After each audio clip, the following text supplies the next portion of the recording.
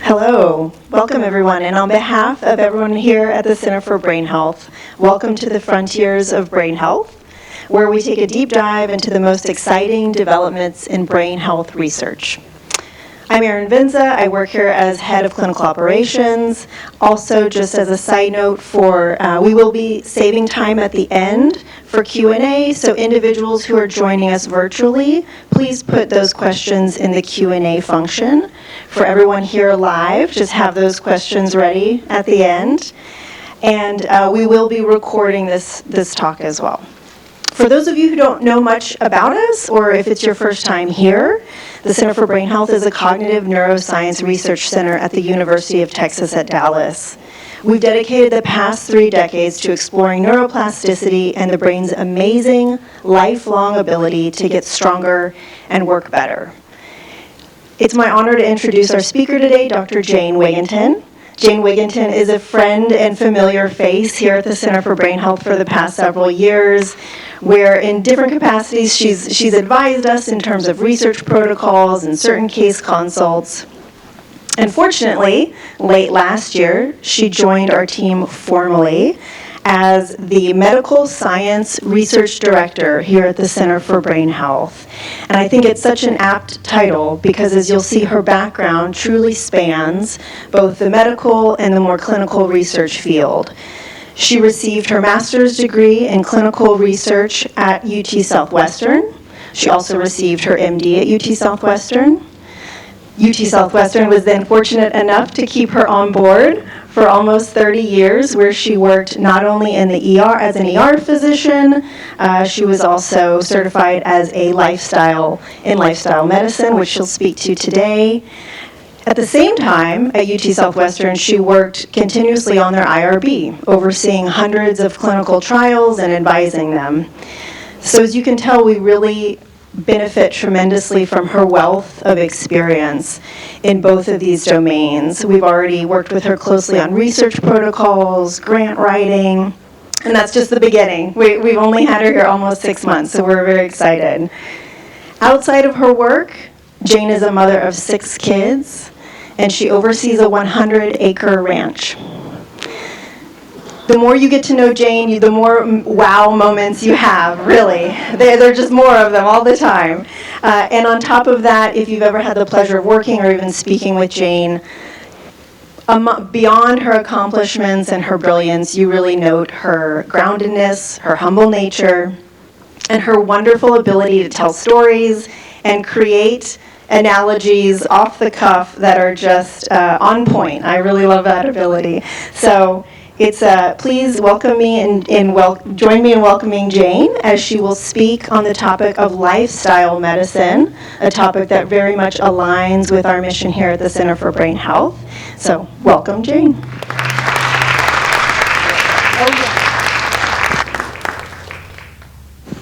Good afternoon. It is so wonderful to see this great crowd here, and I want to thank you all for that warm welcome. And Erin, thank you so much for that wonderful introduction. So I probably met Sandy about 7 or 8 years ago, and Sandy and I connected almost instantly. But of course, who doesn't connect with Sandy? But we started talking about medicine, and we started talking about the broad scope of what I had seen and what I had done, and also my research background. And at that time, I started working with Sandy on a couple of different things. I actually helped shape the Brain Health Project pilot a little bit with other people who were here.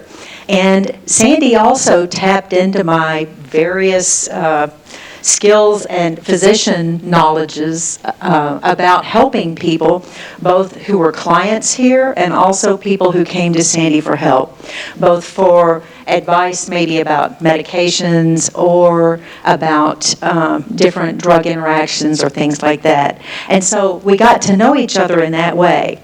And as time went on, we worked together more and more and more, particularly on the Brain Health Project. And Sandy and I came to have an understanding that the Framingham study, how many people in this room are acquainted with the Framingham study? Good. So the Framingham study was started in 1948, about, And before the Framingham study, we basically knew nothing about cardiovascular disease. We thought in the United States that it was inevitable that you should have cardiovascular disease. It was thought that the trajectory was really unchangeable. And so the Framingham study was a long-term. Now it's been going on for 3 generations in Framingham, Massachusetts. And the information that has come from this longitudinal study where they've looked at many, many different risk factors, the information that has come to us now through that is how important blood pressure is, how important cholesterol is, and not only the things that cause cardiovascular disease, but what we can do to prevent cardiovascular disease, and also studies that we now have that they didn't have before that we can help to diagnose early cardiovascular disease and work toward that. So almost all of the understanding that we have of cardiovascular disease comes from the Framingham study.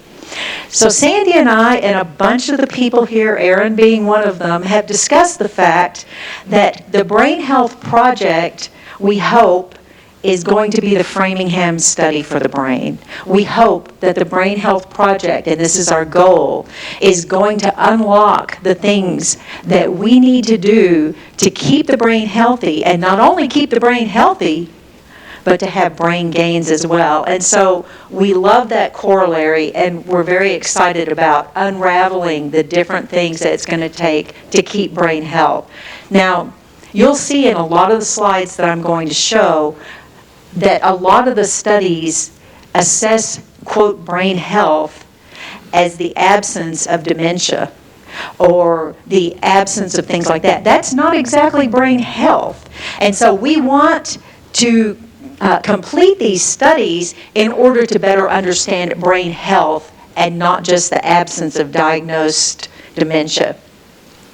So a lot of people have asked me, oh my gosh, what is an ER doc like you who's worked at the busiest ER in the whole country, which is Parkland Hospital, and who has laid their hands on tens of thousands of patients, seen almost every disease known to man. I mean, I've treated malaria, all kinds of weird stuff, no Ebola, thank heavens, but treated all kinds of things, consulted all different types of doctors. What in heaven's name brought you to being interested in lifestyle medicine? Well, part of it is that my colleagues and I, over the 30 years that I practiced emergency medicine, have seen a shift in disease patterns.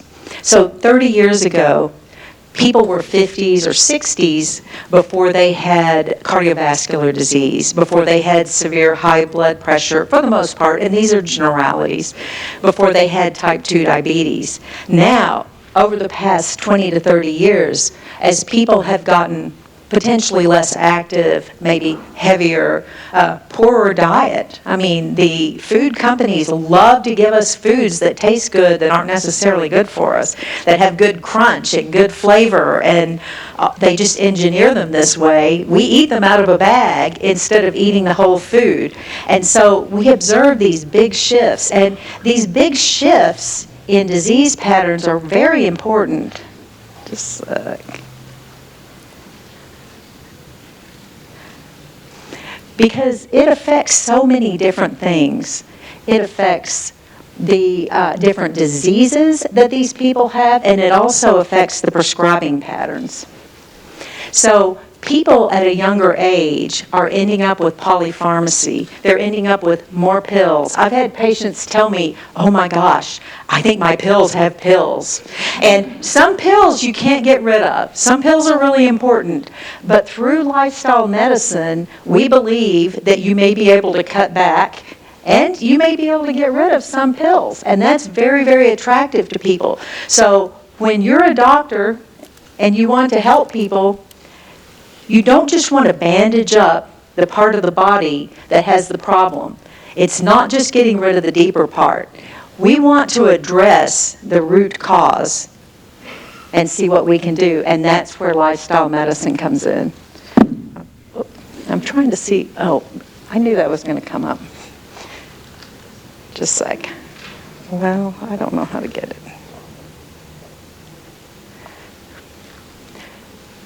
So with lifestyle medicine is important for your vital organs. Physicians many times think about silos. If you want to get that, I will be happy for you to do that. They think about silos. So doctors think in terms of vital organs. So vital organs would be like heart, lung, liver, kidneys. But what's the most vital organ that you have? It's your brain. But traditional medicine doesn't really focus on the brain unless there's a problem or unless there's a perceived problem. And that's where the Center for Brain Health comes in, because we want not only consideration of the brain when things go wrong, we want to know how to keep brain health and how to get brain gains. And so this is a very important distinction.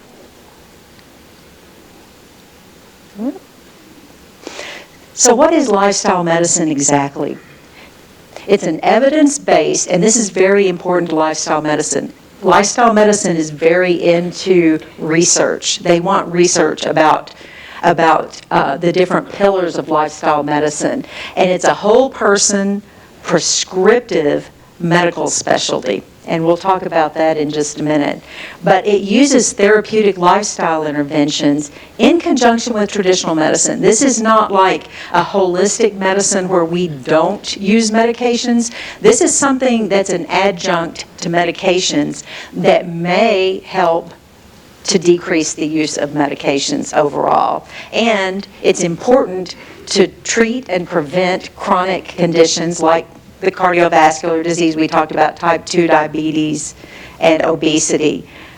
But lifestyle medicine wants not just to treat, they also want to prevent and even reverse what's gone on. And they have papers that show that in certain cases it is possible to reverse problems. They have manuscripts that talk about potentially reversing some cardiovascular disease. And so it's been very, very interesting to delve into that. Lifestyle medicine, the roots go back to Hippocrates, but it was really defined in the late 1990s. It was formally founded in 2004, and then there was an important journal article in 2010 in Journal of American Medical Association that outlined the competencies that physicians needed to have for lifestyle medicine to be a part of their practice. This was a very important kind of codification of what lifestyle medicine really was. And then one of the most important parts of lifestyle medicine, the board certification, came into being in 2016. And so I say it was a rigorous certification exam. When I went to take it, I thought, how hard can a test be on sleep and on nutrition and on things like that? And it was very, very deep and very, very detailed. And I studied as much for it as I did my emergency medicine boards. So now lifestyle medicine is gaining popularity. People love lifestyle medicine because it's good for all ages. It's good for all walks of life. It actually decreases costs instead of increasing costs, and it just makes people feel better, and it gives them agency. They feel like that they're able to control their own health. Traditionally, when people go to a physician, or even when they came to me in the ER, they wanted me to do something for them or with them or to prescribe something. And here it's much more collaborative. It's much more about what do you want to change? What do you think that you can do in order to make your health better? And lifestyle medicine is now being offered in many different residency specialties. So, for example, there are OB-GYN residencies that have a module of lifestyle medicine such that when those residents get out of training, that they can actually sit for the lifestyle medicine boards, which is very cool. The same with even emergency medicine, which is a little harder to practice lifestyle medicine in emergency medicine because you don't have as much time. But it is very possible to use these teachings to help motivate people. which is so cool and so wonderful, because like at Parkland, we had such a variety of patients. I mean, Parkland knows no income bounds or anything like that. You have a very wide swath of patients who come into Parkland. And so it's very cool to be able to take every patient, some part of lifestyle medicine, and let them know and talk to them, figure out what they're ready for, and try to help them move along with their health. So it's wonderful. I wanted to share with you, and you can barely see it at the bottom of the screen, how lifestyle medicine has this big annual conference. And a couple of years ago when I was sitting for the boards, I went to this conference, and I walked in, and I've been to a lot of conferences in the past, you know, the American Heart Association, the emergency medicine conferences and things like that.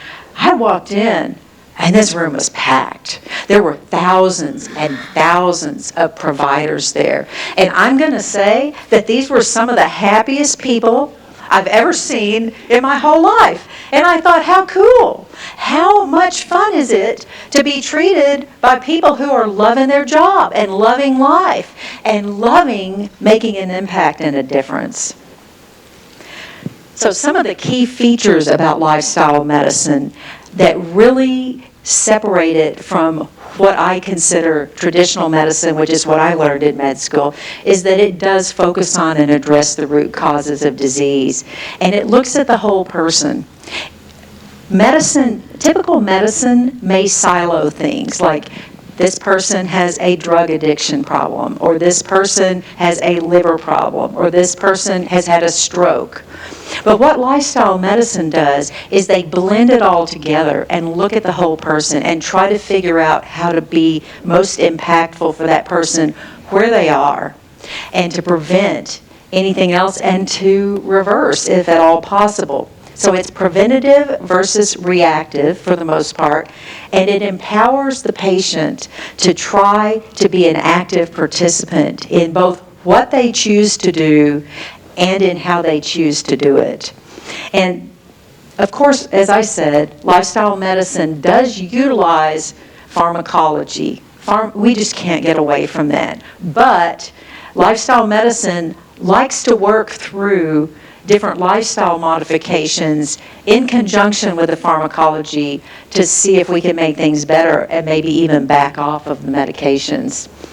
It's also big on interdisciplinary collaboration. So for example, here at the Center for Brain Health, one of the things that we're really excited about is for the Brain Health Project is to bring pieces of lifestyle medicine into that to try to answer research questions about it. But we're also looking at adding it on to the concierge brain health consultations that we do, and allowing people to have a lifestyle medicine consultation at the same time that they do the concierge brain health.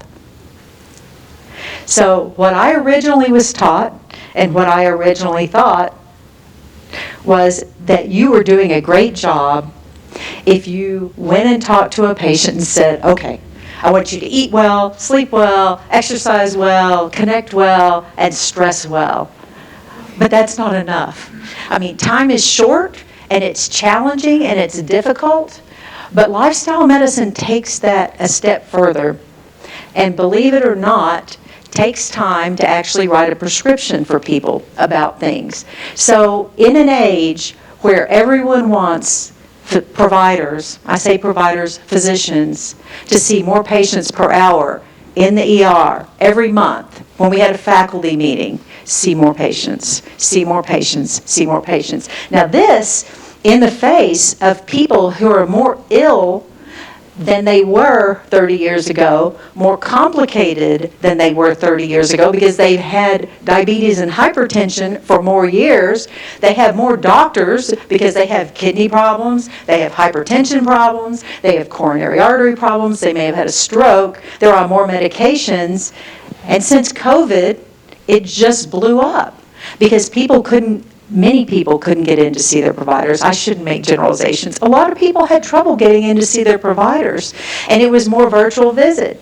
Can you show me how your pitting edema is doing today on the video? Well, that's a little challenging sometimes. Sometimes video medicine works great, but it was challenging, and with more drugs on the street and more anxiety that seems to have built up after COVID, there are more mental health concerns, and these all pile together. You know, I think about our young people and how many concerns that they have in all of the areas of social interaction and of, you know, having been out of school for a period of time and what they've lost and learning loss and things. That can stress them. And lifestyle medicine can help them to do better, to understand things more, and to take control of how they can respond to these things. So one of the ways that lifestyle medicine accomplishes this is it goes beyond basic suggestions like get more sleep, eat better, you know, worry less, things like that. I mean, those are lovely, but they don't really hit home with anybody. What lifestyle medicine requires is that you talk to the patient and you find out what it is that they think they can change. Because you can look at their labs and you can look at their body as a lifestyle medicine physician, and you can say the most important thing you need to do is quit smoking. I mean, that's going to be your biggest bang for the buck. And it's okay to say that, but if they're not ready to quit smoking, you have to find something that they're willing to help their health with, and that's where you start.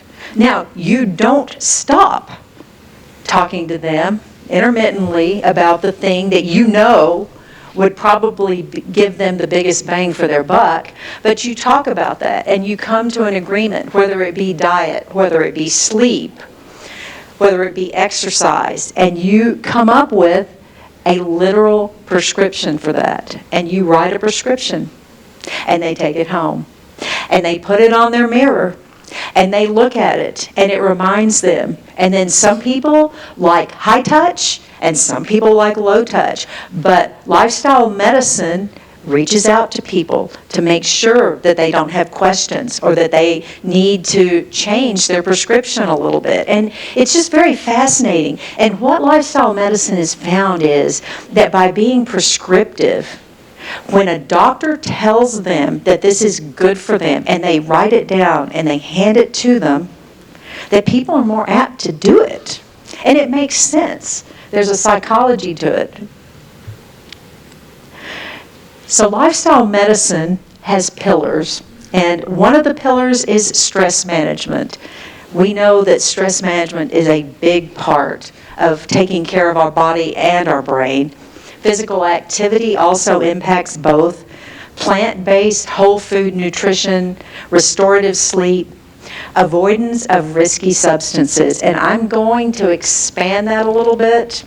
Lifestyle medicine doesn't, but having been an ER doctor at Parkland, I would also add avoidance of risky behavior.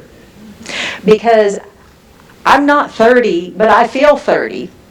But if I go out and I skydive and my parachute doesn't open and I fall to the ground and I break my pelvis, I'm not going to heal like a 30-year-old, even though I feel like a 30-year-old. And so we need to take those things into account. I see people zipping up and down the highway on these, we used to call them pocket rockets in the ER, these little bitty motorcycles with no helmets and everything. And I was like, you'll be in my next study. But avoid risky substances and avoid risky behavior, and then, of course, social connections. This is lifestyle medicine's usual pillar representation, but it's not my favorite. This is my favorite because a lot of these areas are overlapping. You can't just separate them out. So, for example, healthful eating. We're going to talk in a minute about the Mediterranean diet. Matter of fact, I think it's the next slide. And and relationships. Those two things go hand in hand. People in Italy sit around and they eat and eat and talk, and it's a family thing. And it's no 15 minutes in front of the TV on a tray. And things like physical activity and relationships. People go to the gym and they have relationships and they work out at the same time. My son is so big at going to the gym, and he calls them gym bros. And the gym bros meet up, and that's their kind of social thing. They don't go to bars, they go to the gym. And managing stress and improving your sleep. I mean, what in the world is worse for sleep than stress? And so I like to see these, especially with the little dots in between, as not pillars but overlapping. So this is a very cool paper. This manuscript was done. It's a multi-specialty supportive research supporting the tenets of lifestyle medicine. These physicians who were part of this study and part of this review and part of this information range from all kinds of specialties: surgeons, OB-GYN docs, oncologists, all sorts of primary care docs. And they all came to the same conclusion that America has become more overweight. We have generally poor nutrition, and some of us have poor exercise habits, which can increase inflammation, and it can cause microbiome dysbiosis, oxidative stress, cell injury, and they absolutely lay out an endorsement of lifestyle medicine at combating the results of these things, which can be premature death and disability. And they also address the economic impact of lifestyle medicine and its effect on our healthcare system. And thankfully, healthcare payers are now understanding the benefits of lifestyle medicine. So it's making it easier for more and more people to have access to it. We just need more lifestyle medicine trained physicians, because right now they're fairly few. So let's talk about one of these super important pillars. Lifestyle medicine loves plant-based whole food nutrition. Matter of fact, they love vegan, but I said I'm in Texas and we don't do vegan, and I'm never going to be vegan. It's great if you are, but that is not me, and I'm a Texan. And so I said we can do plant-based, but not plant only. And so I think that one of the most wonderful plant-based whole food diets, and one of the most studied, is the Mediterranean diet. Look at this slide. Look at these colors. Nature has absolutely color-coded the food that we need. It's amazing. If we could just teach kids to come up with 3 colors on every plate. Come up with 3 colors, and you're going to get different phytonutrients, different vitamins. And when I say 3 colors, I don't mean beige and brown. I don't mean biscuits, gravy, and pork chops. I'm talking about these wonderful tomatoes, bell peppers, cucumbers, because different colors generally have different nutrients in them. When we look at the food pyramid, I found this really fascinating. I pulled these out of different places. So when we look, this is the 2024 food pyramid for the United States. And I'm going to walk over here. The camera may not like that. But you can see up there in the key that the little round things are fat, and the upside down triangles are sugar. And you can see that in the lower level where they have grains, they don't say whole grains. They just say grains and cereal. Well, we know what grains and cereal look like here in the United States. It's like white bread, and it's like Trix cereal or something like that. That's what we think of when we think of grains and cereal. But when you shift over, and you can see a smattering of sugar and oil, and they say fats. They don't mean, good olive oil or anything like that. it's whole through this thing and big up at the top. But when you go over to the Mediterranean diet, you can see that it's whole grains and it's things that are really powerfully good for you. Fish and eggs and cheese, daily or weekly, poultry, things like that. And sweets, monthly or in small amounts. I mean, what a different way of looking at things and how powerful. And when I look at this, it really changes my expectation about what I want to do and what I want to eat. The other thing that's very interesting that you'll notice here on the Mediterranean pyramid is that they have in their pyramid daily physical activity and enjoying meals with others. And I think about all the meals that I've snatched and grabbed and eaten in the car, or, I go home to my ranch with my cats and, I may sit in front of the TV and watch the news or something like that. That is not what they're talking about. They are talking about the big spread and the social impact of that, of family, of friends. I mean, it would be just as easy for me to invite my neighbors over for dinner and cook dinner for them because I love to cook. But I don't, and I need to get into the practice of that. So is it all food, or is it the Mediterranean lifestyle also? Well, let's look a little deeper into the Mediterranean diet. So we know, beyond a shadow of a doubt, that the evidence is strong, it's robust, it's amazing, and it's consistent that the Mediterranean diet decreases the rate of coronary heart disease, ischemic stroke, and total cardiovascular disease, all through there. But what we need to understand is that what's good for the body is also good for the brain. And interestingly, there is no good data that I could find that talk about Mediterranean lifestyle and brain health. As we mentioned earlier, they talk about Mediterranean lifestyle and delay or lack of dementia, but that's very different than brain health and brain gain. And so in this article, which is a very cool review, they state, and I believe this, that the brain is even more sensitive to the ravaging effects of hypertension, metabolic syndrome, and diabetes than is the cardiovascular system. And we think about how ravaging it is on the cardiovascular system, but what's going on is even amplified in the brain. So we need to take that into consideration, and we need to study that. And we need to be thinking about these essential fatty acids, these polyphenols that come from some of the colors we just talked about, and the different vitamins from the med diet. They decrease the oxidative stress, and observational studies have actually supported the Medi diet, supporting and promoting cognitive function, which is still not brain health as we define it, but clinical trials to date have been inconclusive.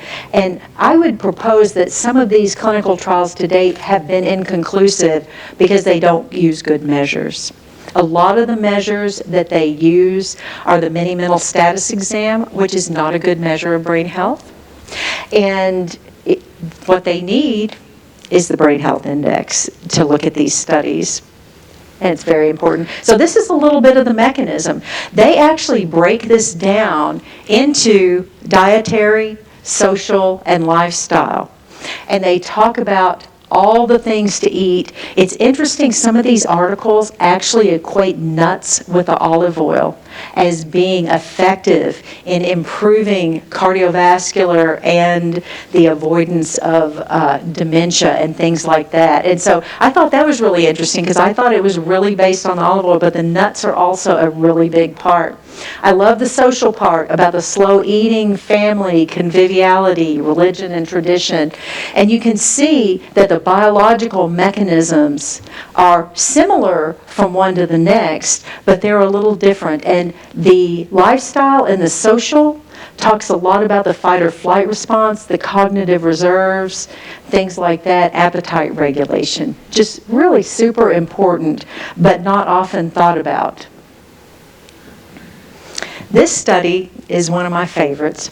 This is the role of diet and the risk of dementia in the oldest old. I love the way they put that. These are people in Italy who were 80 years and older. Matter of fact, the mean was 94 years old. And they followed these people for 15 years longitudinally. They really invested in this study. They sent like neurologists, physiologists, people like that out to these people's homes, and they assessed them. And what they found is, and I'm going to call it brain health, which is the avoidance of dementia, but it's not really brain health as we define it, is best maintained by increased food intake and variety, by eating legumes, lots of legumes. But some of the limitations are that they use the mini mental stats exam, which we've already said is not the best marker for these things. And it's hard to kind of tease out, did they eat a better variety and more food because they didn't have dementia, and people with dementia eat less variety of food and they may eat less food. But this was a very interesting study. It was provocative.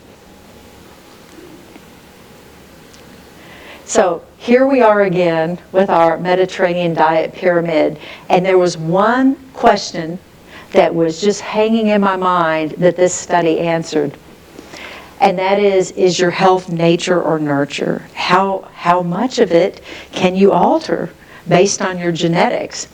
This is a very recent publication, 2023. This is a findings from the UK Biobank. And the UK Biobank actually went out and signed up 500,000 people. And they got a lot of them to come in, and they drew blood on them. And they actually did genetic testing on these people, which was very fascinating. And what they found is that there were 60,000 people that they had the information that they needed to answer the question, who were greater than or equal to 60 years of age. And they followed these people for an average of 9 years. And they found that a higher adherence to the Mediterranean diet was associated with lower dementia risk, regardless of their genetic risk factors, which is very cool. So it's just like we always say here at the Center for Brain Health, you can be the architect of your brain. And, I think this just makes people feel better, and it gives them more comfort that something like this with this many people, has explored this, and that there are ways that we can make our trajectory different. Now, one of the problems with this study is that dementia was diagnosed through linked medical records. All these people that they enrolled gave permission for their medical records to be queried.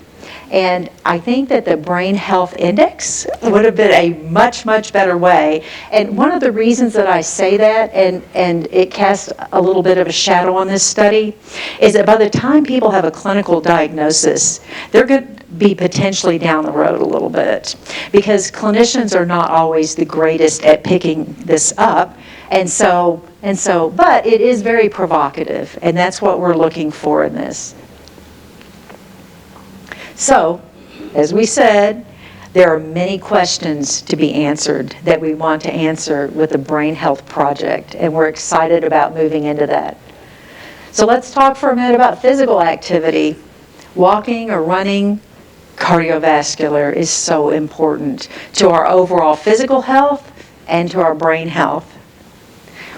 But it's not just cardio. Lifestyle medicine is a big proponent of cardio first, but also strength training, and strength can be through weights or through resistance bands. Has anybody out here ever used resistance bands? What a cool way to get exercise. My son loves to go to the gym and lift weights because it's partially social, but he just likes the feeling of the weights. Me, I don't want to go to the gym. I want to work out at home, but I don't have a weight bench or any of that. And so I can do it through resistance bands of different colors and different thicknesses and things and still get the benefit. Flexibility is another thing that is very helpful, and of course balance, which is a big deal. So cardio. Lifestyle medicine recommends 150 to 300 minutes of cardio a week. Really important. May promote brain plasticity, improve visual attention, and improve memory. These are things that have been documented. And increase in age didn't attenuate the benefits. Now, a lot of people say, well, what about walking? Is walking as good as running? I don't know. I walk all the time. I don't run. I worry about my knees and things like that. I've seen so many things. If you like to run, running is great. But walking is good. And most people who are mobile can walk at any age. You start from where you are right now, and you build from that. So one of the things that I really want to impress upon you while you're here today is that you need to understand where you are now, and you need to make observations about where you're going. Nothing stays the same in this world. Your body and your brain are not the same from day to day. And things are not just hovering there. I used to think that, but you're either getting better or you're declining a tiny bit every day. And we want to move it toward the improvement side. And so think of the things that you can do, little things. And we're going to talk about habits also in a minute. But be your own scientist. You can go to the doctor once a year or twice a year or 4 times a year, and your doctor can tell you what to do. But really it's on you to think about how you can make you be the best you. Here's Dr. Cooper's grid right now. All of these things that we're talking about, from strength training to flexibility and everything, they have standards in medicine and in physical fitness. And I would challenge you. I know a lot of times young people think, oh, I'm fit. I don't need to think about it. I don't need to document this. Being a scientist of one for yourself, I would highly suggest keeping a little journal and logging these things for yourself, looking up these standards. They're very easy to come by. And all of these tests can be done at home, and that's one of the things that I love about them. With regard to flexibility, like through yoga or stretching, it plays a big role in both balance, coordination, and your agility. And it may reduce the likelihood of having muscle-related injuries. So, how do we test this at home? You sit straight-legged if you don't have back problems. If you do, there are other tests that you can take. But then you lean forward as far as you can with your feet against a step or a box, and you see how far onto the step or box you can put your fingers, and you measure that. And so you can keep records of that, because it's motivating to see that you're improving. And it's also good when you go to your doctor to say, look, I did these tests myself, and here's the direction, here's my trajectory, here's where I'm going. I just want you to understand these things about me. How about weights? Well, there are many, many, many benefits from either the resistance bands or the weight training. And of course, the first is going to be muscle strength. Bone health is huge. We need to really protect our bones. Our metabolic health has been tied to weight or resistance training, body composition, joint health and injury prevention, mobility, your ability to function, your independence. And also, it gives people a better sense of wellness, of potentially attractiveness when they do these things. And it helps with mental health and well-being, as well as longevity and quality of life. Lifestyle medicine recommends strength or resistance training 2 to 3 times a week. Balance. I think balance is probably out of these probably the most forgotten. Oh, I want to go back. When it comes to strength, one of the ways to test strength is through push-ups. Now, I can't do traditional push-ups. I probably won't ever do traditional push-ups, but I can do them on my knees.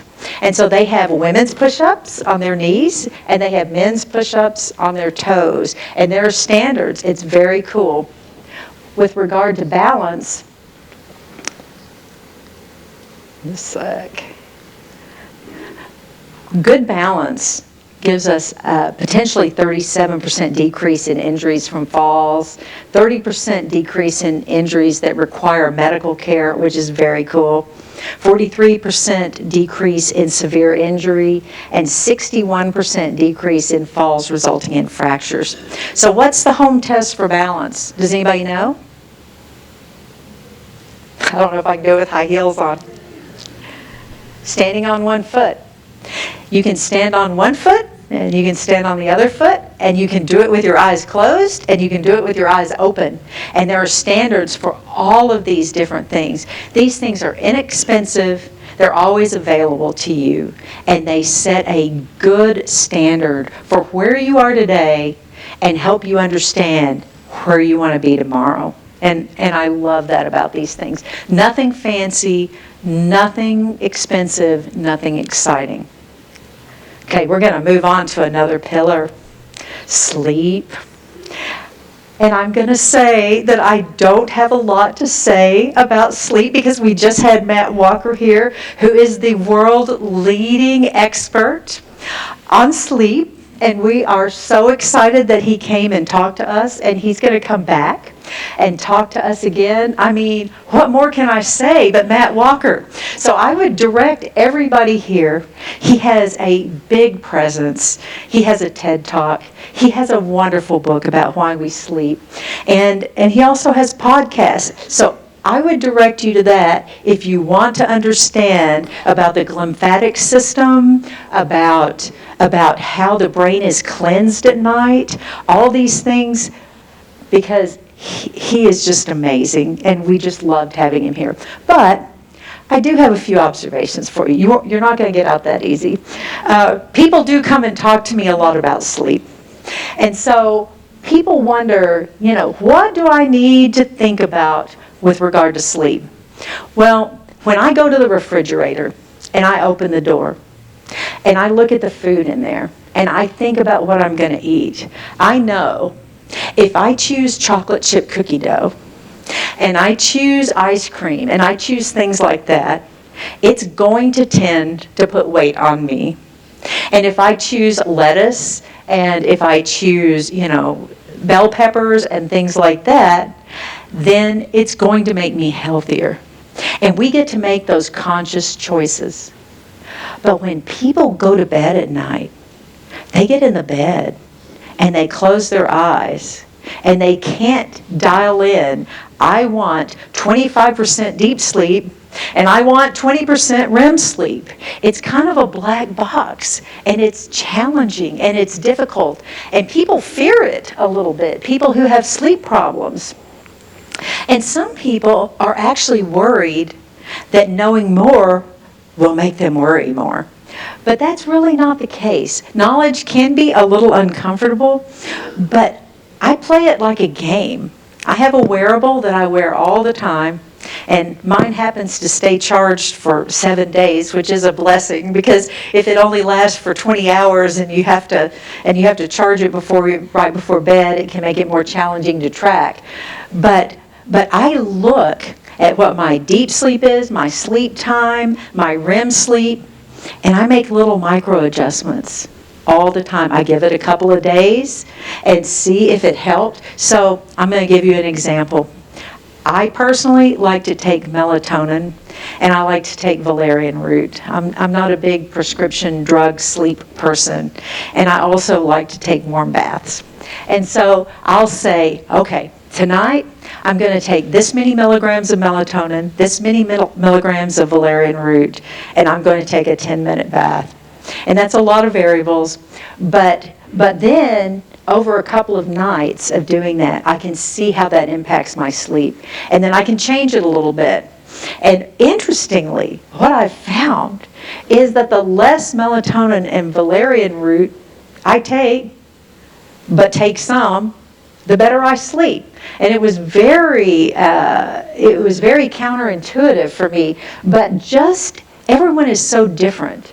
And I think that people need to feel free to experiment with things like that. Now, I'm not talking about experimenting with your blood pressure medicine. I'm not talking about experimenting with your anticoagulation, but I am talking about experimenting with little things, what time you eat, taking a hot bath, things like that, to see if you can get your sleep under better control. Sleep can cause a lot of anxiety, and it has an impact on your daily functioning. People worry that it negatively impacts their health, and so that makes them fret about it. They get unhappy. My kids are always like, "Mom, go eat something. You're getting hangry." Well, some people don't get hangry, they get slangry when they don't get their sleep.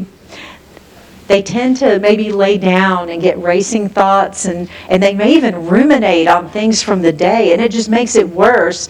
And then they may get where they don't want to lay down at all because they worry that their sleep is going to be bad. And like I said, it's kind of a black box in that way. There's a huge interplay between sleep problems and anxiety, and it can create a spiral that gets out of control, with each exacerbating the other. So, as I said, I would highly recommend everyone keep a journal, take notes of what you did. If you have a wearable, look at your wearable. Don't be afraid. It's good for you. And see what impacts what. Oh, good, yes. So we have gone over the big parts of lifestyle medicine, and I want to thank you all for being such a wonderful audience, and we would love to get questions.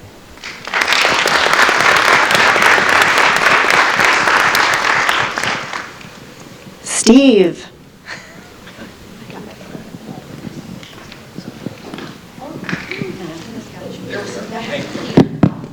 Thank you, Jane. I was glad to see that milk chocolate was on your pyramid as a dairy thing. So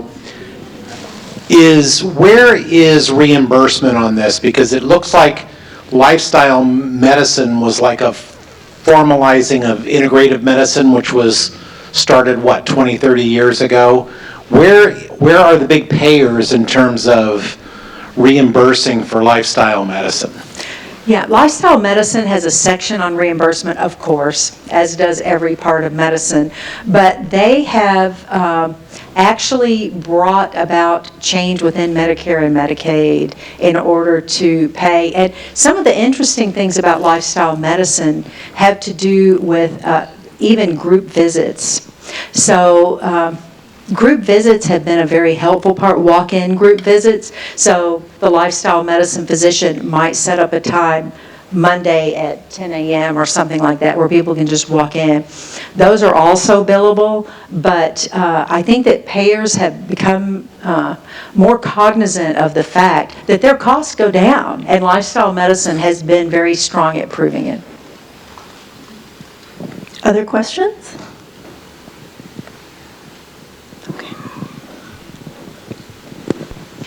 I was just going to say that UT Southwestern has a new program about lifestyle, and so they're looking for people who want to participate. You have to have a physician at UT Southwestern, and they comment about the cost is predicated on what your insurance will pay. So people might look at that and want to participate. I think it's for a 2-year program.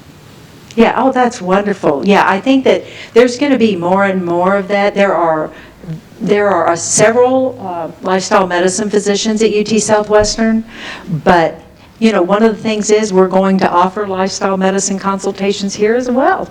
And so we're excited about being able to do that.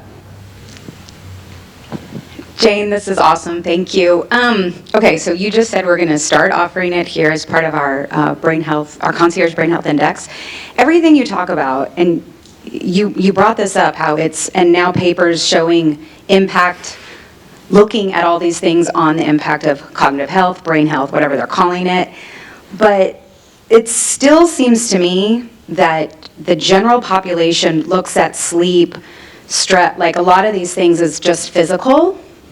And so is there an intentional movement within lifestyle medicine to bring the brain actively to the forefront of any of this? There is some, but there is not enough.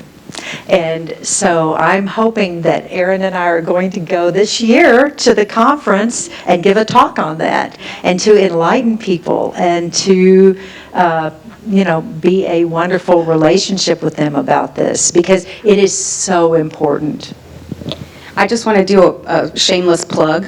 I just remembered that Sandy and I presented at the Lifestyle Medicine Conference a couple years ago, and there's James Rippey. Dr. James Rippey is, I guess, kind of the grandfather of lifestyle medicine, and so he's written several textbooks, and just this past year, I think this is the 4th edition that's coming out, we actually have a chapter on brain health in this textbook, and it is the first time that this has actually even been invited. So I think it's super cool, and yeah, then he followed up and wants like an entire edition on brain health. So I think it's interesting how people are starting to grab onto this, but like having a widespread movement around it, I think is going to be awesome when you and Erin go. Jen, I think you're so right, because I think that people just don't think that way. And so as more and more people are thinking that way, it's going to be bigger and bigger. Sandy? So I have a question, because Dr. Burris is here. Put him on the spot. As you think about people with mental health and lifestyle medicine, how do you feel those intertwining to get people? And I'd love, John, your thoughts of, would something like this resonate with MetroCare, and how, when you can see what the impact of lifestyle medicine, or do they want to be more fixed by medicine? How would you see something so I'm putting you on the spot, and then Jane, I'd love her thoughts on it. Well, thanks, Sandy. I'm so glad you're here. So the conditions that we treat at MetroCare are often ones that are going to require complex combinations of various pharmaceuticals and otherwise. Nonetheless, they're the same brains that we all have. And so we're working very hard right now to figure out the best ways, and there's sessions coming up soon to start to bring this to MetroCare's population in the many areas we have. As you hear this, there's a lot of it that I have thousands of people in our practice who would love to sleep well, who would welcome anything we could possibly do to help them sleep well. And you have to persuade them that it's not going to be the Ambien, that might be a little help, but it's going to be all these things you just heard. That all these things are going to be, no matter what your underlying core condition is. If you have bipolar disorder, it's not going to get better if you're not following sleep hygiene, or appetite, or exercise, or any of those other things. So I'm not sure that's directly responsive, but yeah, it's absolutely critical for the folks that are in the more programmatic mental health interventions. Yeah, no, I absolutely agree. I think that all the pillars of lifestyle medicine can come together to support these folks, in addition to the medications, and I just think that it's very important for everyone, but it's very important for them as well. So Tate Ringer, that's my boss. I'm the Chief Strategy Officer at MetroCare. I would add to his comment that we also need funding. So a lot of the 45,000 people that we see every year that are addressing mental health concerns, and we have limited time, as you mentioned, with which to work with them, we've got to get CMS to start funding. And so more studies are really important to justify and validate the use of this approach. You are absolutely right. It's all about the validation, and that's one of the things that we're so excited about doing here, and how it impacts the brain. Yes? How have you been able to interact with when exercise is brought into it? It's so important, which we now know, to the brain. With places like Cooper Clinic and other places like that, how are they dealing with lifestyle medication, or how often do they emphasize how good it is for our brain to do what you're talking about? Are you dealing with any other athletic type situations where it's very important if you're an athlete? You are 100% right. Matter of fact, I ran into Kenneth Cooper and his beautiful wife at church 2 Sundays ago, and we talked about this, and Kenneth Cooper, his words were, years ago, it was cardio, cardio, cardio, and now it's brain, brain, brain. And so they have bought into this, and they believe it, and they want to act on it. And so I have no doubt that we're going to be talking to them more and more about this as well. It's just an exciting frontier. And, you know, it's one of those things in medicine that's kind of like, duh. You know, I mean, it just seems like medicine should have figured this out a long time ago. That the brain, I mean, we can transplant other organs, we can't give somebody a new brain, and so we've got to take care of it, and we've got to make it better. And these are things, some of the things, there's a lot more to lifestyle medicine, but we don't have time. But these are the things that can help you take care of the one organ in your body that you can't really change out. And so it's super exciting. And he absolutely recommends, the thought of brain health, as well as does the American Heart Association now. They are just on the forefront of thinking about how important the brain is. The AHA has been so cardiovascular. Gosh, I've been a volunteer for them for 25 years.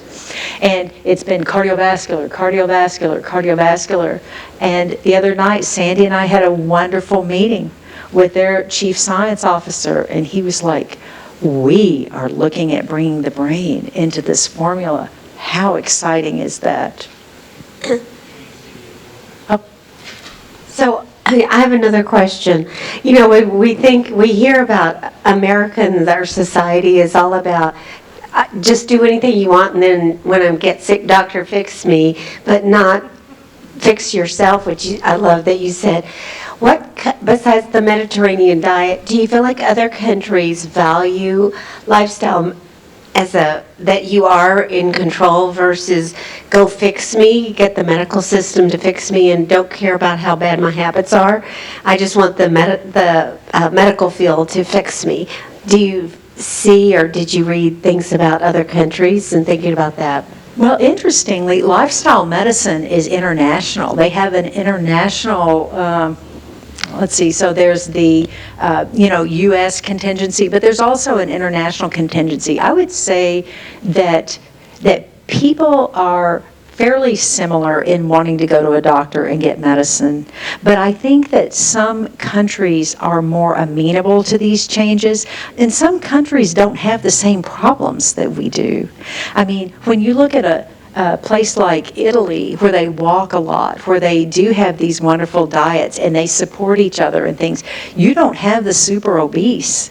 And you don't necessarily have the stress. I'm not saying that those people aren't stressed, but here in the U.S., we have a lot of stress in our lives. And so I think that in some ways their problems may be a little different, but lifestyle medicine has reached out and is trying to put its arms around the world.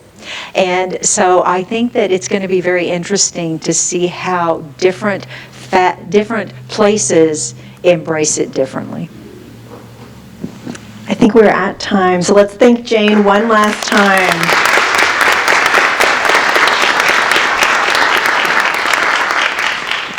Thank you all so much for being such a wonderful audience. Thank you all for coming, and we look forward to seeing you all again on May 3rd. We will have Dr. Kirk Erickson here talking about the mechanisms and moderators of effects around regular exercise as an important modifiable lifestyle factor. So please join us then, and please sign up to take the Great Brain Gain Text Challenge if you haven't already. Thank you.